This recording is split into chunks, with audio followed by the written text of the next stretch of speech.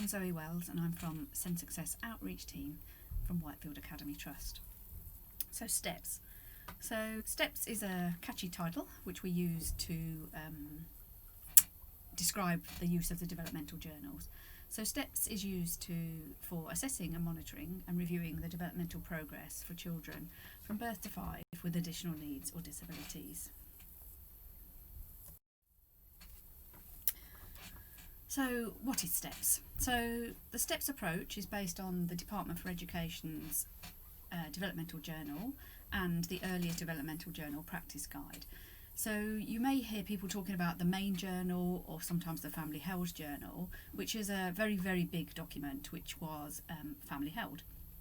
So due to the success of these family held documents, which families use with a range of professionals, the Department for Education developed a journal which can be used in practice in early years settings.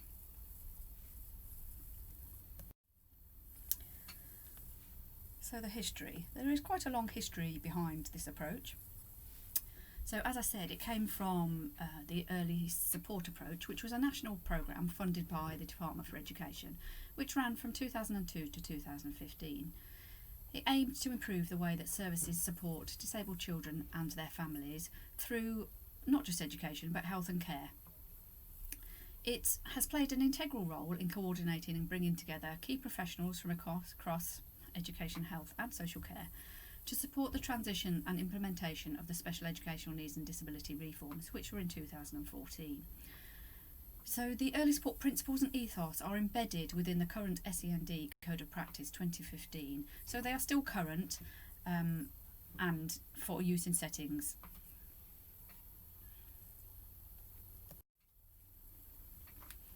So within the journal there are 14 steps which cover the age range from birth to 5. So step 1 would be a newborn baby and step 5 would be the end of reception class. So the developmental journal uses numerical small steps, and within these steps there are a number of items, and this approach monitors the developmental progress for children with identified or emerging special educational needs or disabilities. So using this approach also improves practitioner knowledge of developmental expectations.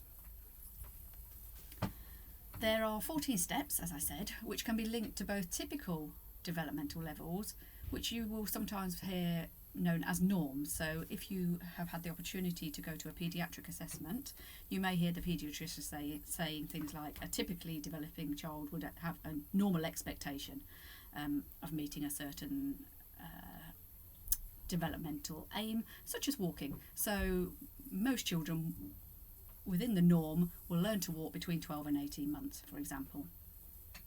The steps also link to the early years foundation stages, but as I said, they break them down further. The approach is also useful for statutory assessments. So when you look at the journal, step 10 is of particular relevance for developmental progress and health assessments when a child is between 2 to 2.5 years old. So the approach can be used in those statutory processes. Step 14, I should say, is for relevance right at the end of the foundation stage when teachers do their profiling.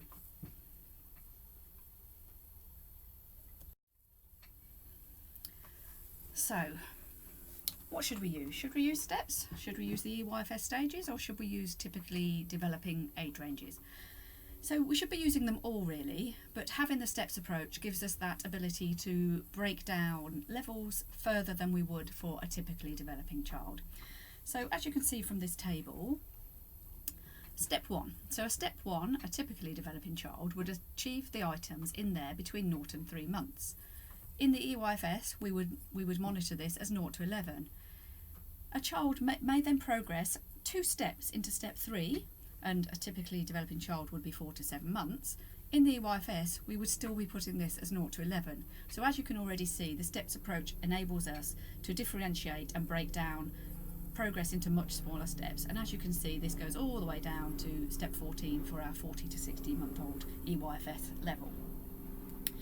I should say at this point there are other journals which you may come across, such as the Developmental Journal for Children with Multiple Needs, which doesn't put their development into the steps, so it doesn't use the steps approach, it will just stick to the items.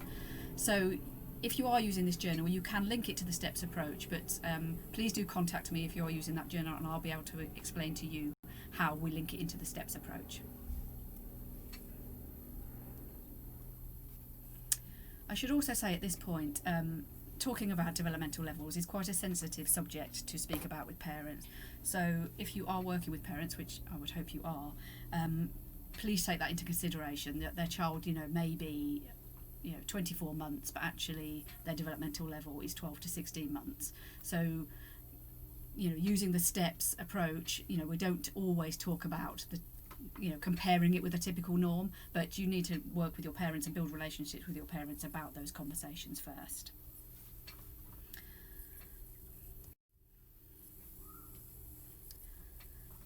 So the STEPS approach in the EYFS. So the Developmental Journal has adopted the EYFS 3 prime areas of learning, which I'm sure you will all know are personal, social, emotional, communication and language, and physical. The Developmental Journal, which is this approach, also monitors under the title Thinking, which is to reflect the importance of cognitive skills. So it incorporates all the problem solving and reasoning skills that underlie so much of our child's early development. So when you look under the thinking section under the steps, you will see the items within each step, and you will probably recognise them, as quite a lot of these can be found in the other 4 areas of learning within the EYFS.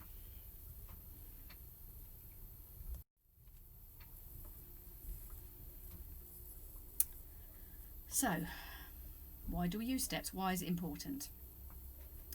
It is important to use the Developmental Journal in earlier settings, as it enables the SENCO, the teachers or the practitioners to use a graduated approach to assess, monitor and plan for children who they have concerns with their development, or any kind of delay really. It will help you to monitor their current ability. So the ethos of early support and the STEPS approach is to be child and family centres. So working in partnership with both the family and other professionals involved in this, with the child's education or health. It permits continuous monitoring of children's development and celebration of the things the children can do. So, this is our main aim, is to focus on what they can do and use that can-do approach to look at next steps in their development. As I said previously, in some of the other journals, for example, the Multiple Needs Journal, there are tools within that journal which they call the can-do cards. So you look at things that the child can do, and then you build on that for their future development. So the aim of this developmental journal practice guide is to supplement the EYFS without replicating it. So you still be using your EYFS within your normal practice and planning, and you use this for the individual child to supplement what they're able to do. So the items in the journal are also present in the EYFS Development Matters, and those items are indicated with an icon. So in this practice guide, you'll just see the letters EYFS. In the main journal, you'll see an icon, which is a picture of the EYFS. It also has the icon for the Red Book.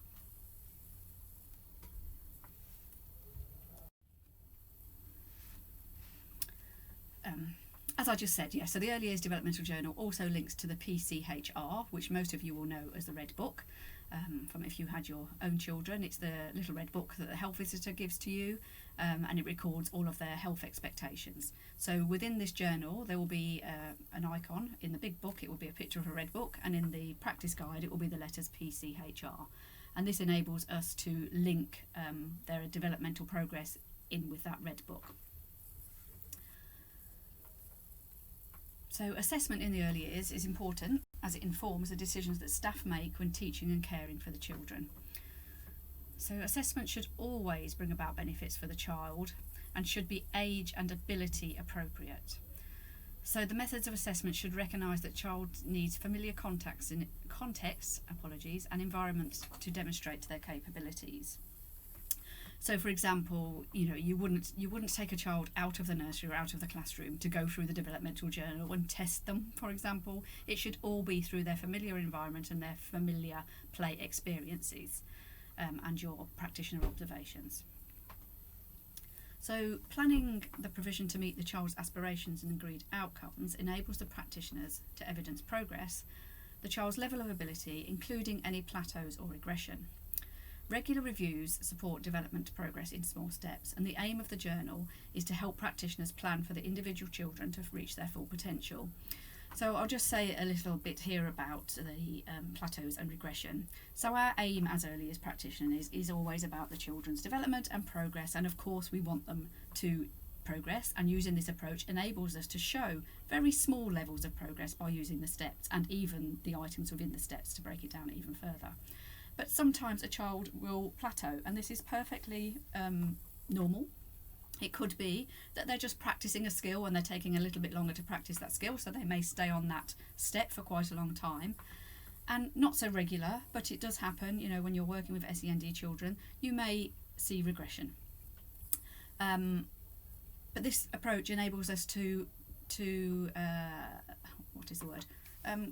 keep an eye on that really, and you know, if it is a worry, it enables us to refer on to other services. So an example of that would be for a child that you've got concerns around their social and communication difficulty, and you're possibly thinking the child may be autistic. You may see some regression in their communication and language skills, and evidence in this, using this approach, will give you the evidence to go through with that referral.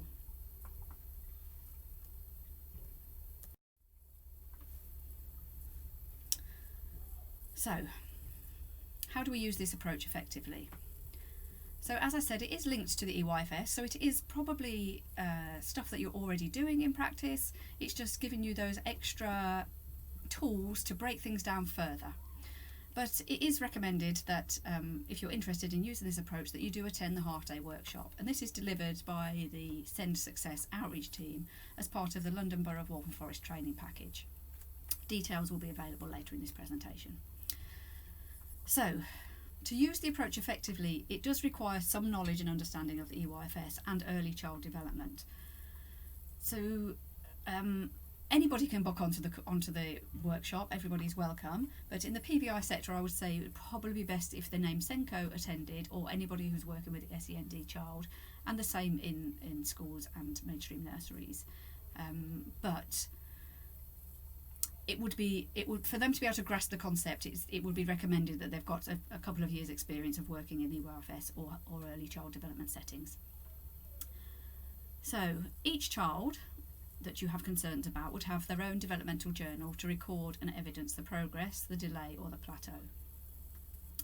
A baseline of the child's current developmental stage can be gained from looking through each step to seek their current ability. So you look at the steps and you kind of baseline the child, which there'll be more information on the workshop.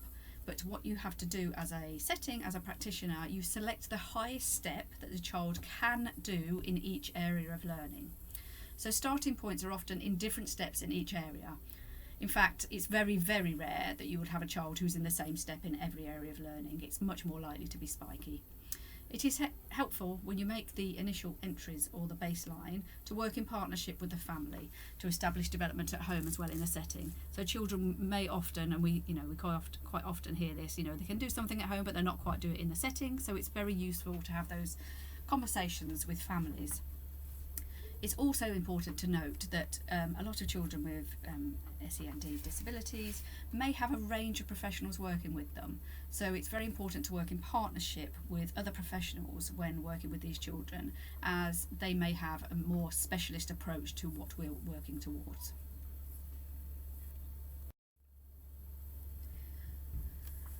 So, being an EYFS practitioner, you will already be doing observation and using many different approaches to monitor your children.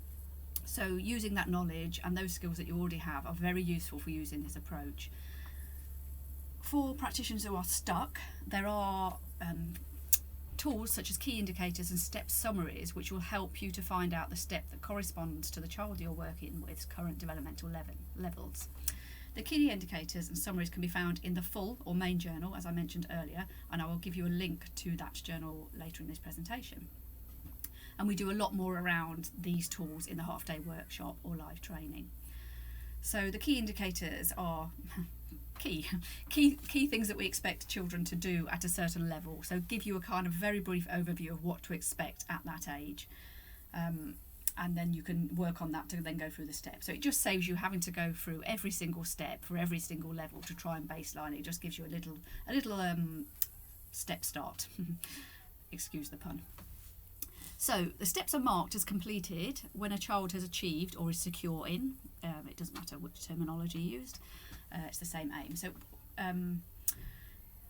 they have to be secure or achieved in most of the items. They do not need to do every single item in every single step, because all children will have different strengths and abilities and likes and dislikes. So the decision on progress will depend on the individual child, and discussion may be needed in judging when a child has completed a step.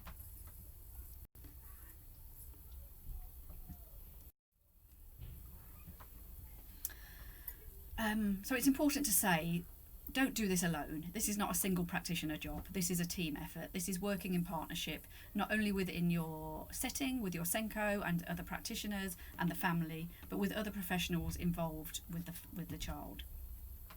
So you might find that some of the items that are within each step may not be appropriate for the child due to their disability or their unique profile. So as practitioners, you can identify an alternate behaviour that demonstrates the same underlying skill. So let me think of an example. So an example of that would be, you may have a child with cerebral palsy who has poor hand function. So maybe struggling to do a puzzle at the same level as his peers. So you could differentiate that by getting the puzzle with the little knobs on, or you could use a posting box, for example, to demonstrate the same skill. So when deciding if a child has completed a step, it may be helpful to take a look at the items in the next step. So if you feel that these reflect the child's current level, it may be time to move on. So if you think they're in step 6 and they've done all of those items or the majority of those items, have a look at step 7 and see whether you think, oh yes, that's where the child is at. I have to point out this at this time, sometimes children do have a jump. So it may be that you're looking at step 7 and they can already do it, and that's absolutely fine. Jump onto step 8 or whatever level that may be. So as I said, the key indicators and step summary tools are available in the full or main journal or at the half-day workshop, or you can contact your SEND advisor at SEND Success or your area SENCO if you are a PBI setting. Okay, so this is the end of this very brief presentation. So there's just, as you can see here from this slide, these are just some resources, and you can contact myself. I'm a SEND Success Early Years Advisory Teacher, or the London Borough of Waltham Forest Area SENCO for the current Early Years Developmental Journal. As I said, we have a localised version of it, and if you know us direct, you can contact us direct. If you don't, there's a couple of emails here which will get through to the team. I've also put on here a link to the Council for Disabled Children website, as this is where you can download the full main or family owned document, as I spoke about earlier. I would say at this point you don't need one of these for every single child in your setting. They're quite cumbersome, they're quite big, but they're a very, very useful tool. So it might be helpful to just have one of these in your setting for reference. On this website you will also find the access to the other journals. So just for your knowledge, there are journals for children with Down syndrome, as I mentioned earlier, children with multiple needs. There are also journals for children with hearing impairment or who are deaf, and for visual impairment or who are blind. Please do contact me if you want more information on these journals. Okay, well, thank you for listening to this presentation, and I hope to see you or meet you at the half-day workshop in the future. Thank you. Bye-bye.